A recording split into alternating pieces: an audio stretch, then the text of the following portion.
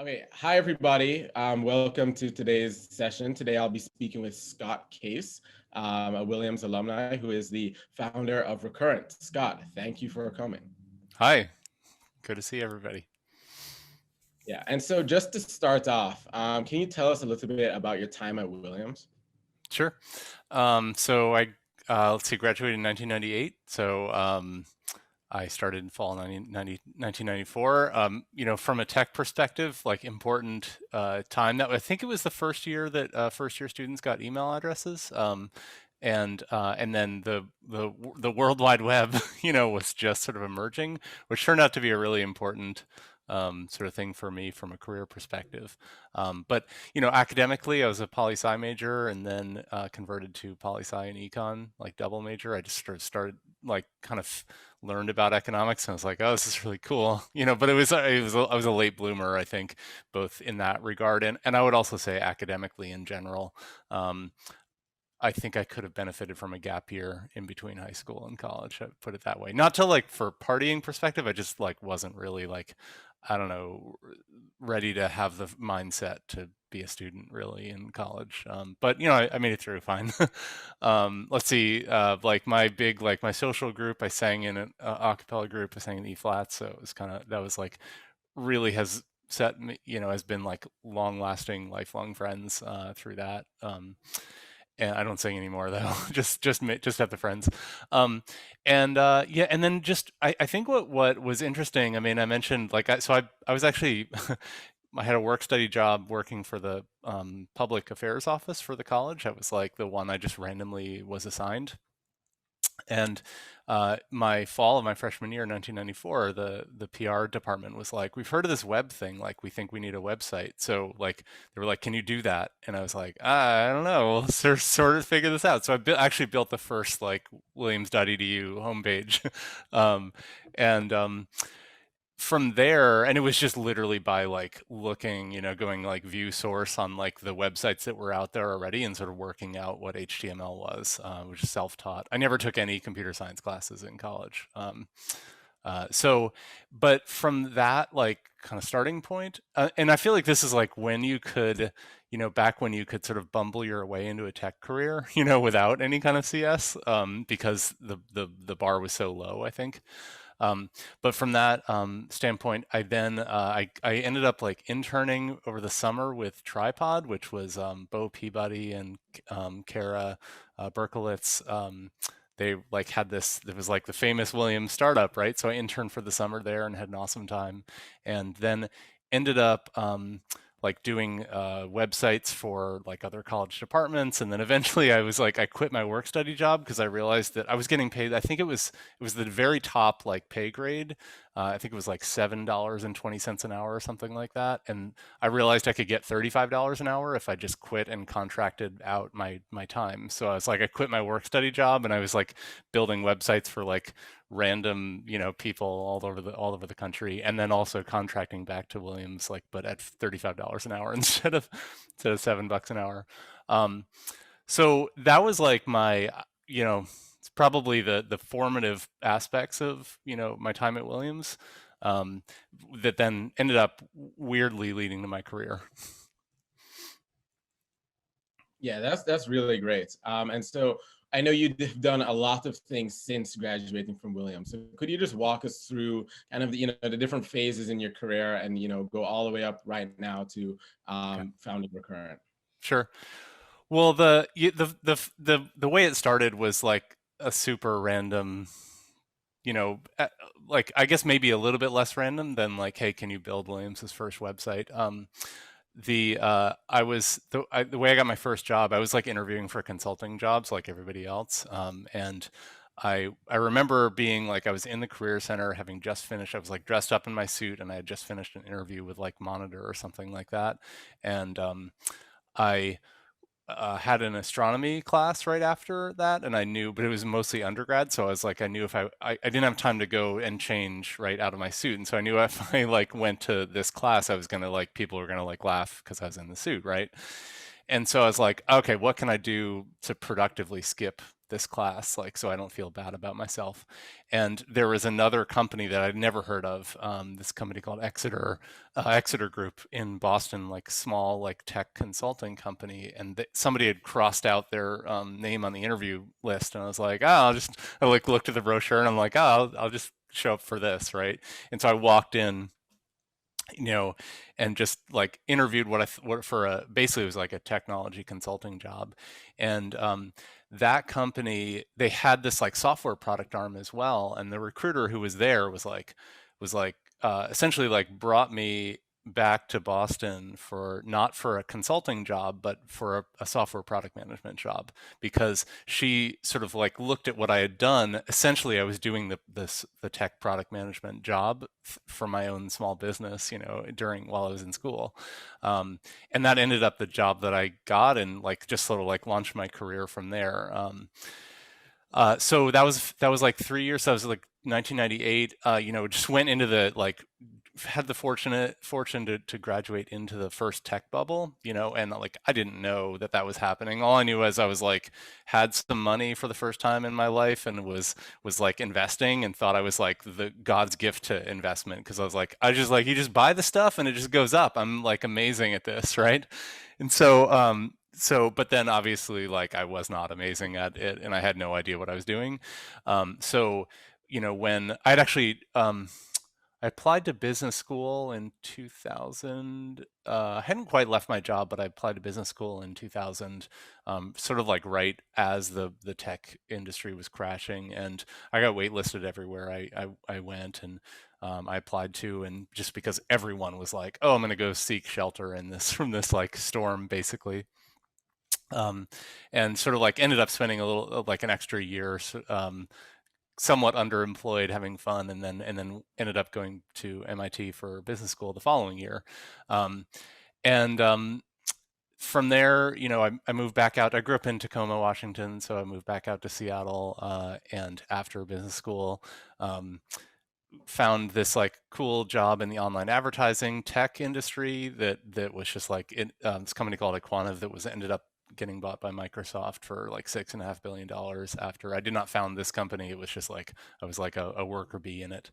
And that was, so now we're essentially at 2009. And then at that point I was like, okay, up till then in my career I had like had this opportunity, repeated opportunities to work with amazing people and to work in this sort of product management function that I really had turned out I was like good at and kind of wired for, and worked on interesting business problems, but like nothing that I'd done really had like a huge like societal impact. So it's like, all right, I'm ready to like hit that trifecta, right?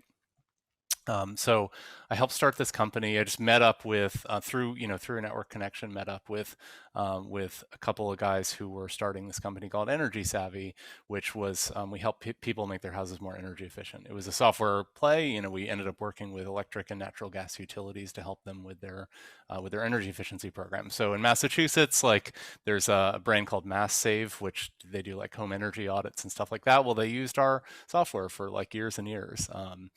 Same with National Grid, huge utility in Massachusetts.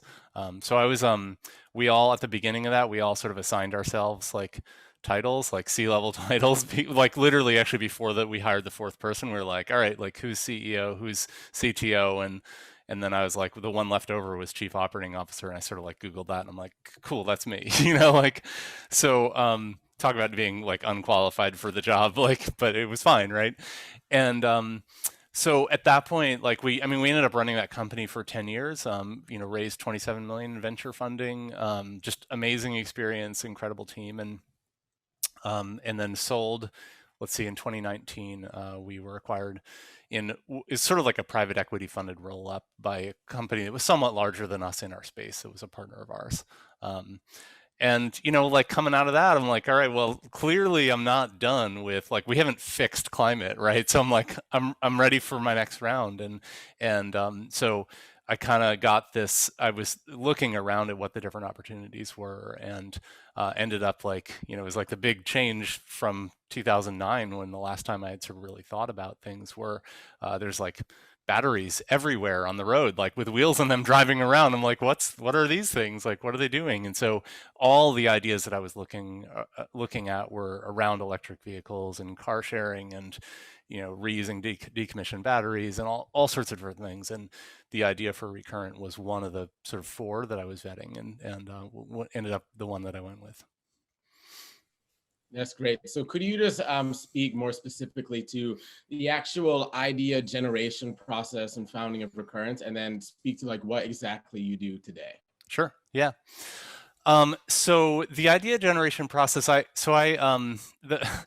there's this like job title you can have once you've like exited a first company, and you could be they call it entrepreneur in residence, which really means like it's something you plug into your resume to look like you're doing something, like when you're not really doing anything. And they usually, like I had one from the University of Washington Clean Energy Institute. It's like, yeah, it puts a good name on the resume, and like they paid me like $1,000 a month for, I was doing stuff. I was like talking to grad students about like research work that they were doing and thinking about commercializing. I was like the guy with the briefcase. But really it gave me a chance to just like talk to a whole bunch of people that were different, had different backgrounds than me. And so that was sort of like the heart of my idea generation process. And what I think was neat, and I would recommend when you're at that stage of like you're thinking about starting a company, is to have multiple competing ideas, and really be looking at each of them. In my case, I had four that I was looking at the same time, and each of them it wasn't like a yes no on this one idea, like should I go for it or not. It was sort of really open-minded, going at all four of them to figure out like which one is just like way better than the other, as opposed to a yes no on any individual one. Because you could feel like you could convince yourself to get to a yes on an idea that is like good but isn't like amazing. But if you've got the best of four good ideas, then like I feel like you're more likely to really be onto something. So that was my process. I was just like talking to lots of people, and pretty much like I would just, as many people as I could have conversations with, and I would like pitch all four ideas equally, and being very open about it, frankly, in a way that some people would also be like, wow, you're giving away the secrets, right? But I feel like there's no unique ideas. There's only like execution on them. So I'm totally willing to like share my ideas with as many people as possible, because the feedback I get is more valuable than the risk of, kind of getting ripped off at that early stage. So that was the process. What we landed on for Recurrent was, was the angle that Recurrent took was, okay, well, if EVs are going up and to the right, and as like I believe they are, and I think that's definitely happening, right? Like, then what sort of aspects of that business are unsolved problems, or what's going to have to exist? And so, you always, as a startup player, like a first mover, you always want to be going to where the puck, like skating to where the puck is going instead of where it is now, right? So that quote's been like misattributed. I've forgotten exactly who said it, but you can Google it. But the what I was looking at was the used electric vehicle market, because that's where the puck is going. Like, the used vehicle market in general is twice the size of the new vehicle market, for the obvious reason that like a vehicle can only be sold new once, but then typically gets sold 2 or 3 times on the used market. So that's at maturity. But EVs are growing so quickly that right now still new vehicle sales outnumber used, but that will sort of eventually flip. But the numbers are so small so far. Like, 2018 was kind of this first big spike of new EVs driven by the Tesla Model 3, at least in the US. And so like now here we are 3-4 years later, and the used market is beginning to spike as a result. So I was like, okay, well, what will be different about? I knew that like it's really easy to see that surge coming, and then the question was, okay, well, how will the used buying and selling process be different than used combustion engine vehicles? And the big, huge answer was like the battery. Like, everybody knows that like an EV is basically like a giant iPhone with wheels on it, and furthermore, so they have had an iPhone long enough, or several long enough, to know the battery wears down over time. It doesn't last all day. So they kind of connect those two things, and they're like, okay, so how's the battery in this used vehicle? Because normally you don't buy a used phone, right? And like the consequences of getting a of your battery wearing down on your phone are like, okay, well, it's a couple $100 or whatever to get it replaced. The consequences of replacing a battery in an EV, it's like $10,000, right? So like right now you can buy a used Nissan Leaf a few years old for 10 grand, but if the battery dies, like it costs 10 grand to replace that, like it's, you basically just bought a brick. So there's like this big, most of the time, like things are holding up really well and there's relatively few moving parts in an EV, but there's this like huge sort of bimodal outcome with the battery health. So naturally, like it makes sense people are asking that question. And so for us, there's like this sort of precedent in the industry of like third-party auto valuation tools. Carfax being a big one, Kelly's Blue Book. There's like all these kind of there's a rich tradition of that, and so we thought, well, like if we can be this independent report on like the battery health and the what that implies for the range, then we'll end up having like there's a line item for this. There's like a mental model for people understanding that hey, I wouldn't buy a car without a Carfax, so and I wouldn't buy it without checking Kelly's Blue Book value. So they'll do the same thing for this if we can provide the relevant information. So that's really where the idea was and is like we want to become a ubiquitous part of used EV transactions by adding sort of adding in information for the buyer and then facilitating the market for the seller. Okay, that's super cool. And so you said that you had a software background, but obviously, what Recurrent does requires, knowledge of battery science. And so Right. was your process to then, once you had the idea, let me go hire somebody who's a battery scientist, or were you able to, create like an MVP to start with? Yeah. So the my time at University of Washington, like kind of essentially I was just like camped out in the chemical engineering building, like talking to all the chemi PhDs and electrical engineers and stuff like that. I mean, um, it that's where like the variety of a team comes from, the strengths. So obviously I can't be an expert on battery science. Like I took enough, here's the like a little shout out for Williams, like I took enough, what is it, Div 3 classes, that's the one with the science. I took enough Div 3 classes to like have a little bit of a like, to be able to understand like when, you know, chemical engineers talk through and walk me through like electrochemical spectrography analysis, like where they're sending like ultrasonic pulses through lithium ion cells. Like I can kind of get it, but I certainly wouldn't be able to do it myself, but like I can understand the output of what they're talking about and apply it to figure out like, is that a good solution, technical solution to this market problem that I'm really centered around. But yeah, it was mostly being able to sort of having the opportunity to sort of hang around the chemi building that like gave me the ability to vet different ideas and get other people who were looking at that side thinking about it.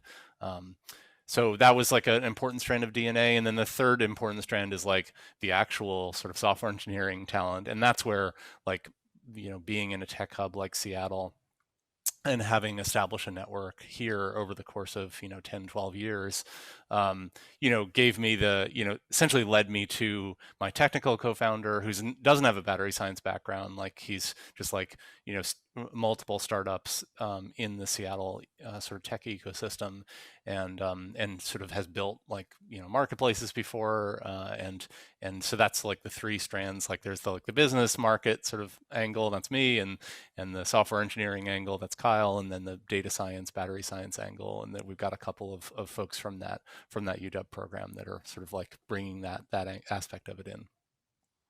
Yeah, that's super cool. And so when you were building out your team, having been an experienced entrepreneur, what did you look for in the people that you were hiring? Yeah, so there's two answers to this. There's sort of like two separate labor markets, I'll say, in the tech industry. There's like the if you write the codes and if you don't write the codes, right? So on the engineering side, like there's you're basically you're basically looking for people that are are highly productive and great team members, in terms of like, and have been in a startup environment before, for, to join your engineering team. And frankly, it's a little bit of a I'll say it's like a little bit of a beg, borrow, steal. Like you're always like on the hustle, like trying to get the best engineering folks. It's super challenging.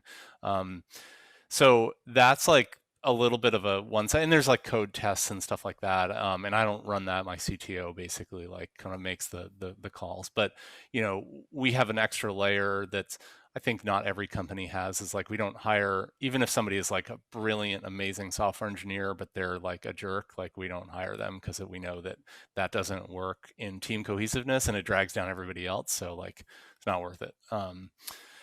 Uh, on the non-engineering side, there it's a little more, you have a little more freedom, like, and there's functional things like a marketing person or salesperson, product person, but we tend to go and look for, my sort of bias is I tend to look for more junior people in the like jack of all trades sorts of roles that then I can, liberal arts background is great. Sometimes a business degree, but like that's not like, for me, it's not as much of an indicator, frankly. Um, and and then I'll hire people who are like who are sort of have the background to be like way overqualified for what we're hiring them in on, but are willing to take that first like picking up phones, kind of job, and then just rapidly give them more and more and more scope and kind of train them up. I've had a lot of success doing that over the years. So that's like one aspect of it. The other aspect is looking for people, like common questions I ask in job interviews. I'm always asking people like, what was your first job? Like, what did you do while you were in high school? What did you do while you're in college? To essentially like find people who worked like it was like everything wasn't handed to them.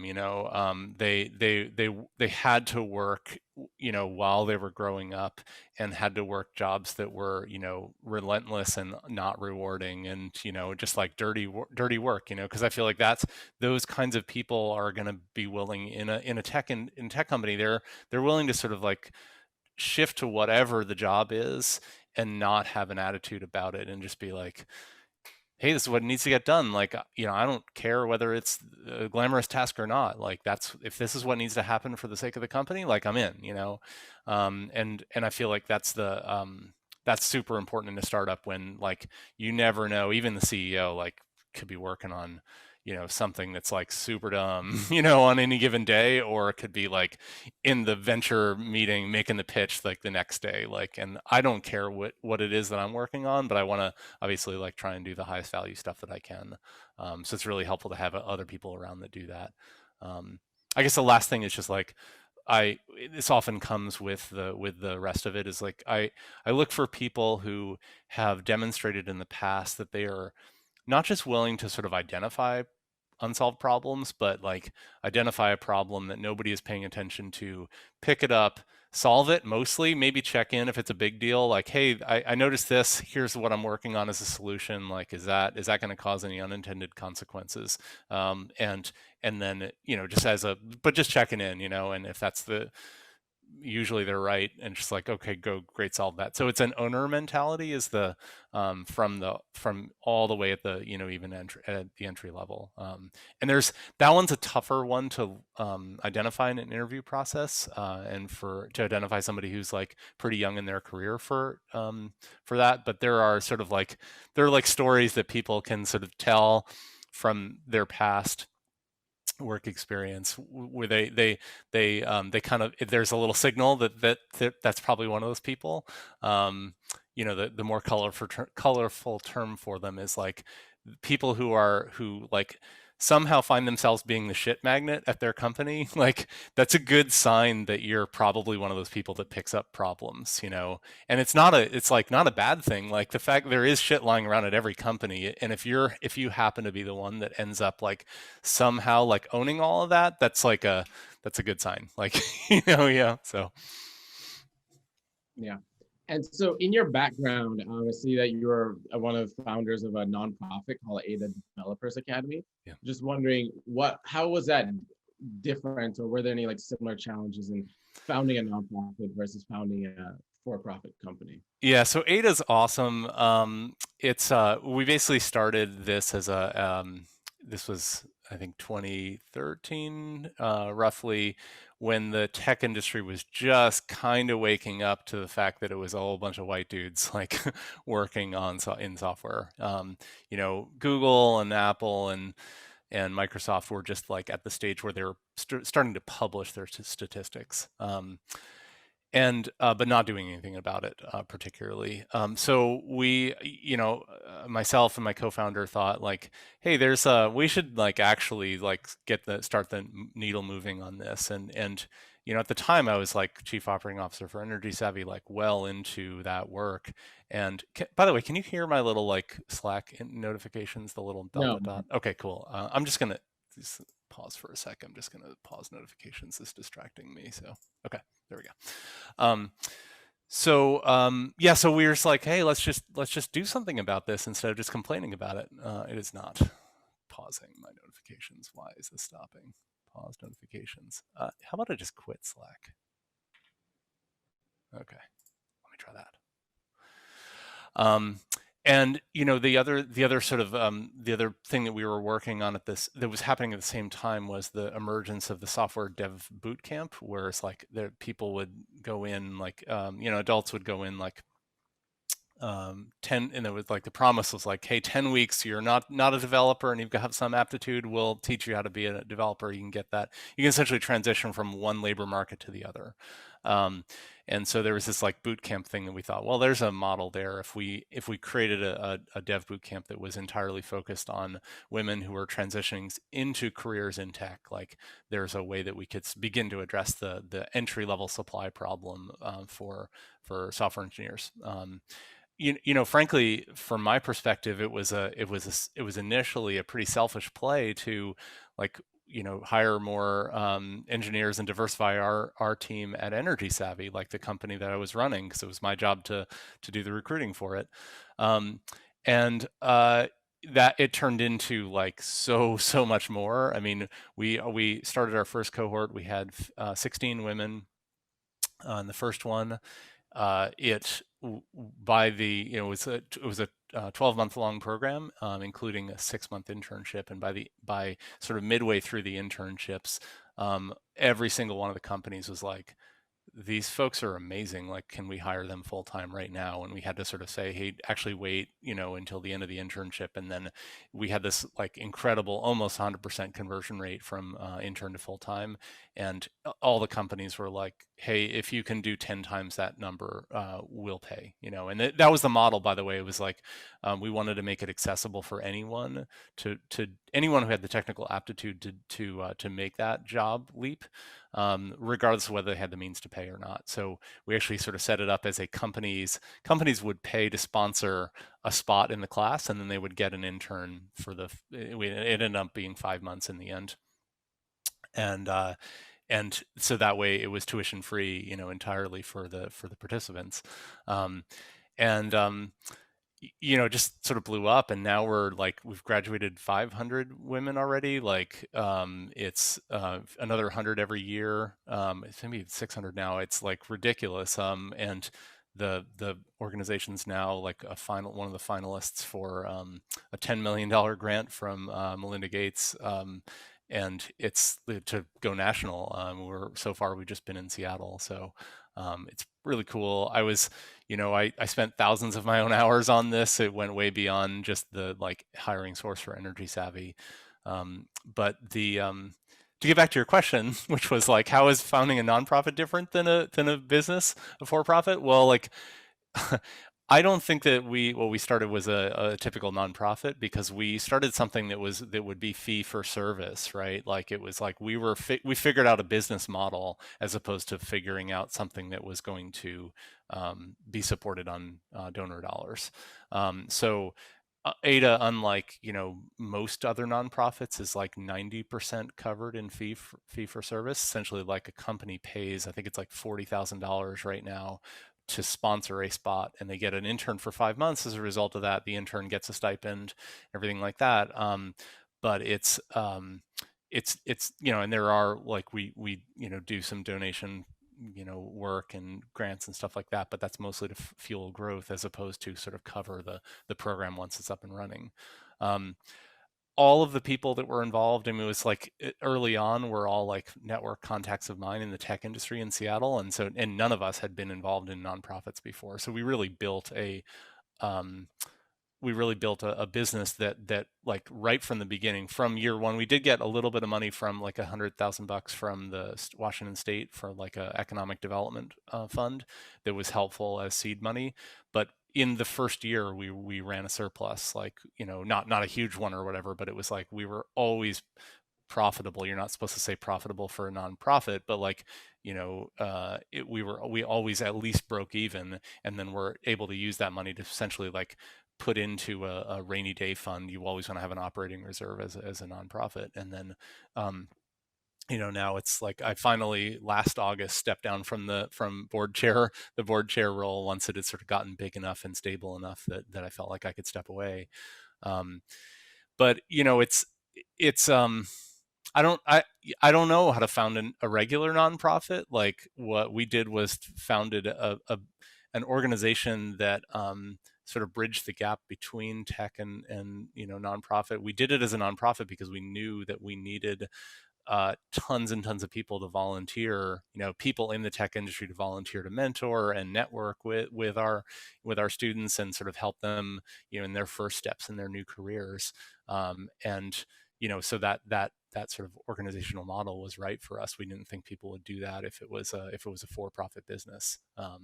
So, I probably like left. I mean, now at this point, like I think their annual budget's like $6-7 million, like, and is like growing from there. So I probably like left a whole bunch of equity on the table or whatever if I had like started as a for-profit business, but that wasn't the reason to do it. It was, I really wanted to kind of just diversify what we were doing in tech. So yeah, that's the whole story there. Or not the whole story. It's an amazing story. There's like there's so much going on there, but that's like the gist of the nonprofit versus for-profit business experience.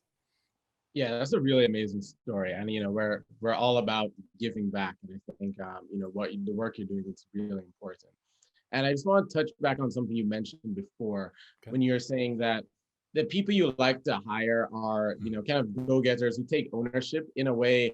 They're like entrepreneurs themselves, in that they take ownership of a specific problem or part of the business. And so I think that is something that a lot of students explore, that the idea that you don't have to actually start the business to be an entrepreneur. You can be entrepreneurial or in an organization, in a student club, in a business. And so just wondering, what do you think it means to be an entrepreneur? And, how did you get to think of yourself as an entrepreneur?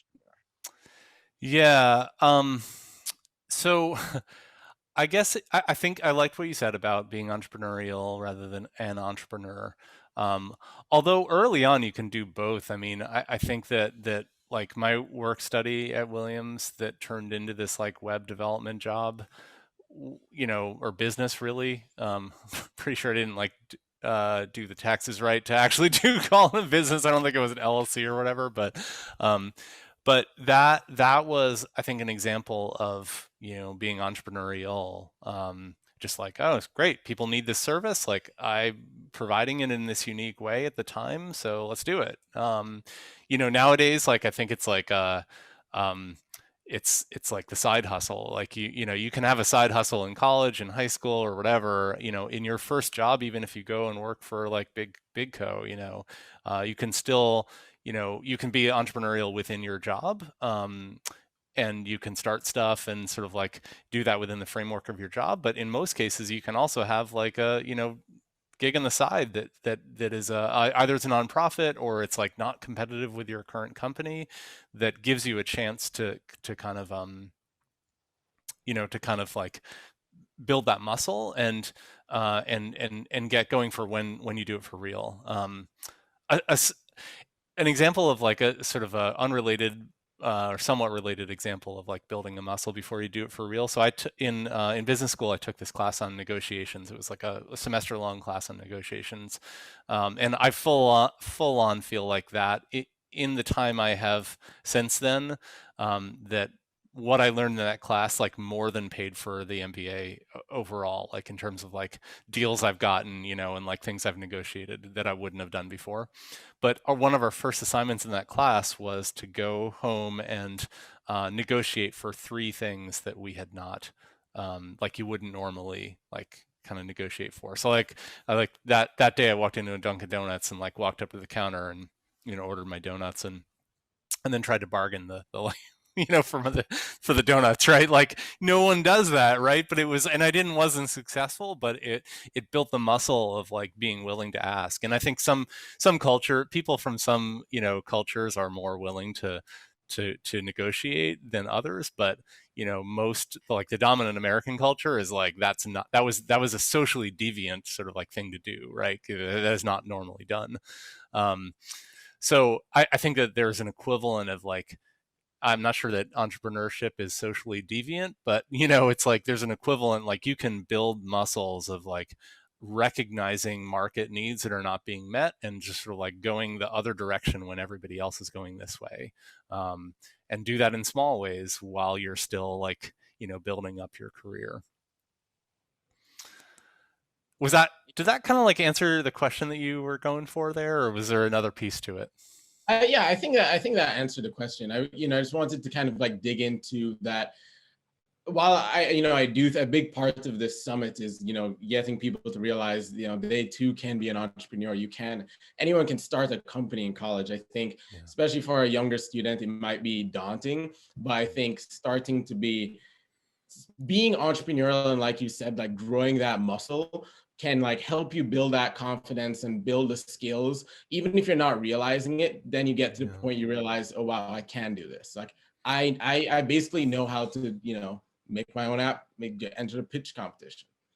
Yeah. So And I would say it's like not, it's as much about building your own skills and knowing how to do it as it is just like getting used to um, having that element of risk, like I'm going to do something that people will, no one else is doing, and like spend my time and maybe some of my money on it, and fail in small ways. It just builds the willingness to do it again, um, rather than doing that do that as opposed to go raise $100 million of investor money and burn that, like fail in a big way. I feel like also the other things that you can get started on in college and in your first few years of your career is, I would that prepare you to be an entrepreneur is, I guess I would say two things. One is, if you have some sense of the business you want to go into, like beginning to build a network in that business and then figuring out like, or in that industry, and then figuring out like, um, learning more about the industry specific problems like that are there. I think that you can do that through a consulting job or through a whatever sort of job that you get for your first one out. And then the other thing, and this was like the best advice I got personally on entrepreneurship myself. It was from one of the founders of Equaniv, which was like the company I was at before Energy Savvy, and this guy like was in the Navy after, I think he was in ROTC and was in the Navy, and like even he went to Harvard Business School and was still like basically like right out of the Navy. So he had like this just um, essentially would lived on the cheap, essentially like had a beat up 20-year-old car and ate ramen noodles, and he actually considered that his competitive advantage over his Harvard Business School classmates who like all had fancy cars and expensive apartments and and would go out to eat all the time. um, in a it can be a pretty like long and winding road to riches in entrepreneur in a startup. And so if you can keep your monthly, your own personal monthly not low, like I don't spend a lot of money, I'm pretty cheap, I'm used to the ramen, that's great. You can go longer than the person with a lot of the high sort of like lifestyle, basically. And that's a real advantage, if you're the only person doing it. So, I would say during college, probably not that hard, but then after college, like when some people are going and get fancy banking jobs and fancy consulting jobs and getting paid a lot of money, maybe that's you too.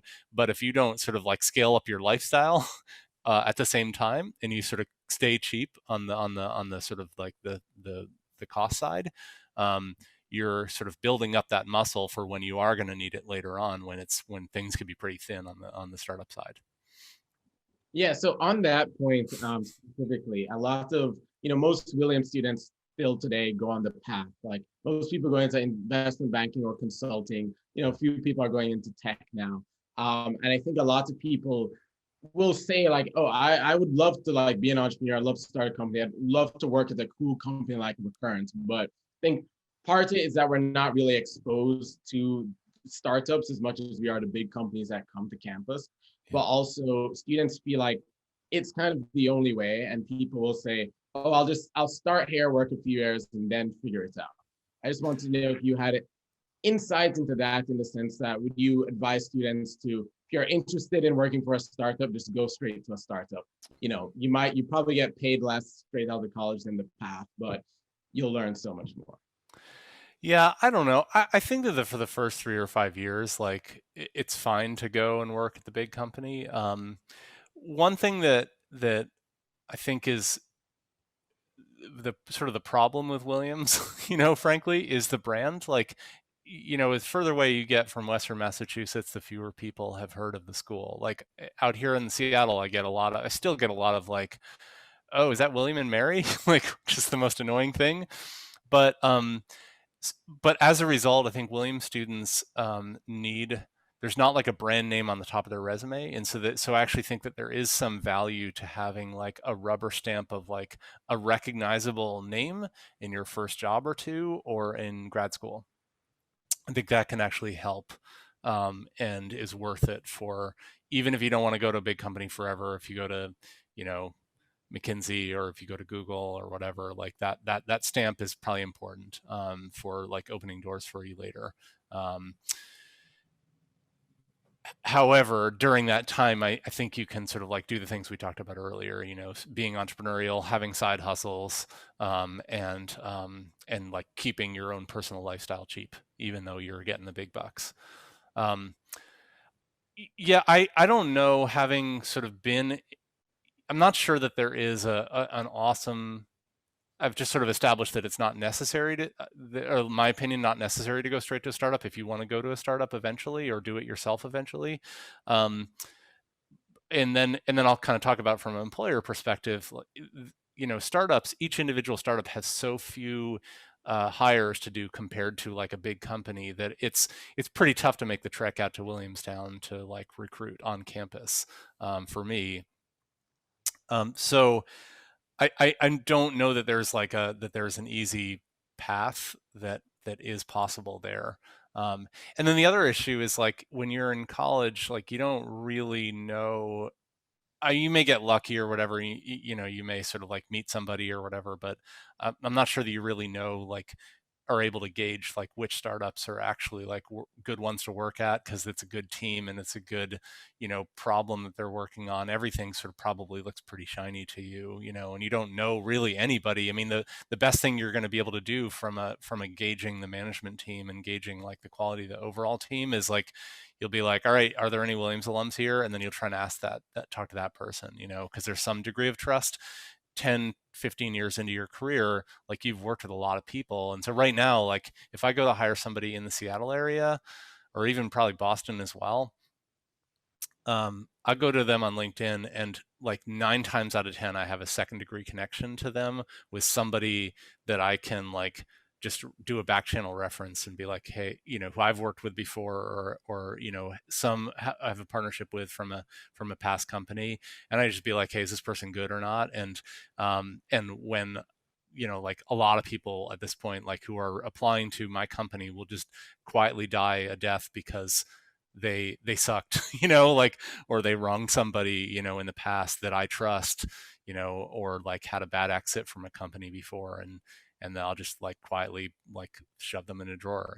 So so that's from an employer perspective. Like from a student perspective, like you haven't had the time to build up that network to be able to sort of like vet possible companies, in the same way that it's just much easier to go on the, like, oh, I go to this big company, like maybe it's not going to be the thing I want to do forever, but it's at least the reputation is there, probably a lot of Williams alums there you can like talk to kind of gauge what it's actually going to be like and whether there's good people there or not.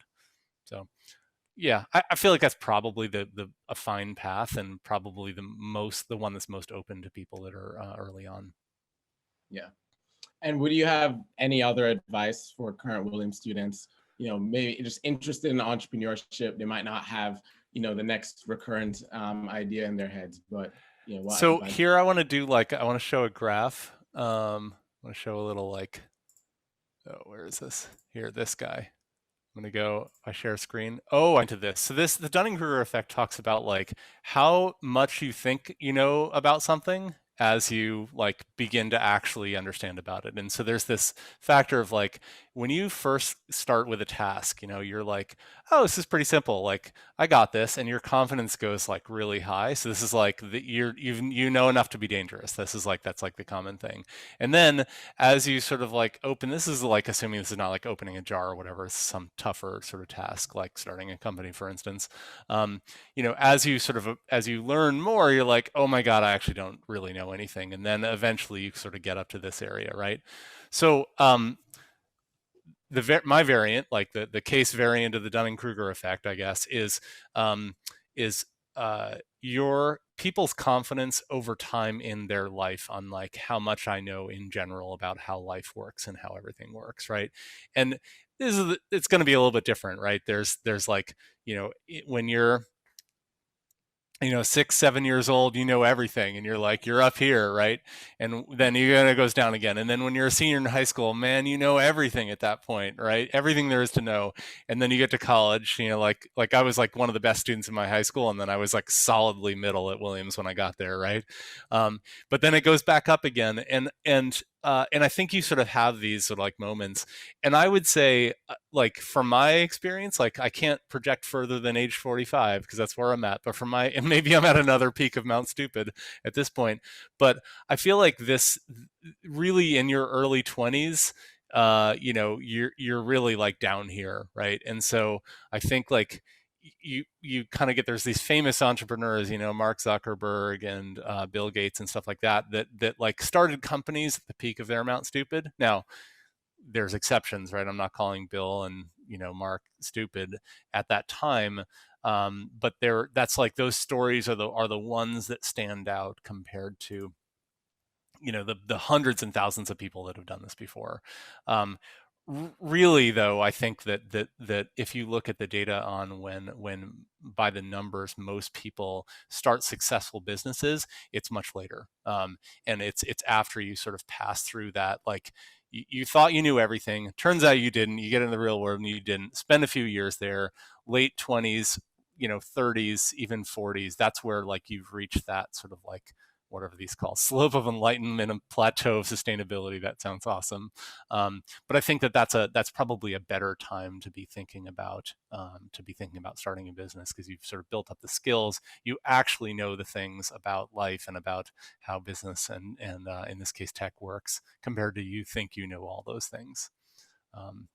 So I don't know if that's gonna make the sort of psychology today, but that's my theory about timing of startups.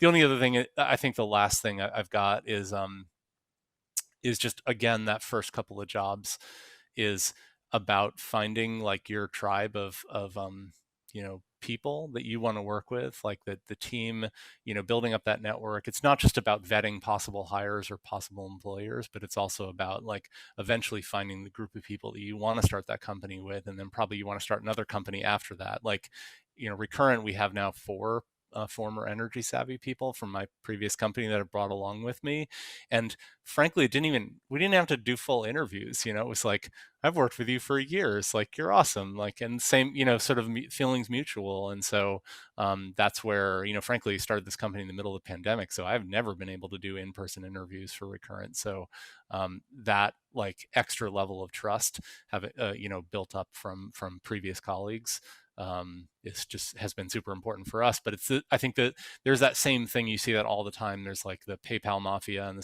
in Silicon Valley, like all stick together and have formed so many companies since then. And I think that there are similar effects. So I think that's the other thing to sort of focus on, in the first 5 to 10 years of your career, is like finding that group that you're going to stick with, and then form 1 or 2 or 3 startups with later on. Yeah, I really appreciate you showing the graph. That's great. And I think I found it personally very reassuring, because I'm sure some of my classmates agree. You see, like, a friend gets into Y Combinator and you start thinking, what am I doing with my life? Like, why am I not starting a company yet? Like, I need the next big idea. And so I think it's reassuring that you don't have to, we're still at this like young phase in our careers. We're still dumb and we have a lot to learn. And the big idea might come a little later. I'm not calling anybody dumb, just to be clear. But no, I think you're right. That's a really important thing, is like, you shouldn't feel bad if you fancy yourself an entrepreneur. You think you might want to do that sometime. Yeah, there's a lot of social, I think, like, capital around, like, in our culture, around like the entrepreneurial person. But like, even if you think you're going to do that, like, you shouldn't feel bad that you don't do that right away. I think that the odds are against, heavily against, like, the 21-year-old in the Y Combinator. So Yeah. All right. Well, I think plenty of that's time. You're going to be working for a long time. I think that's a great point to end on. Thank you for joining us today, Scott. This was great. Awesome. Good to talk to you. Yeah, that was fun.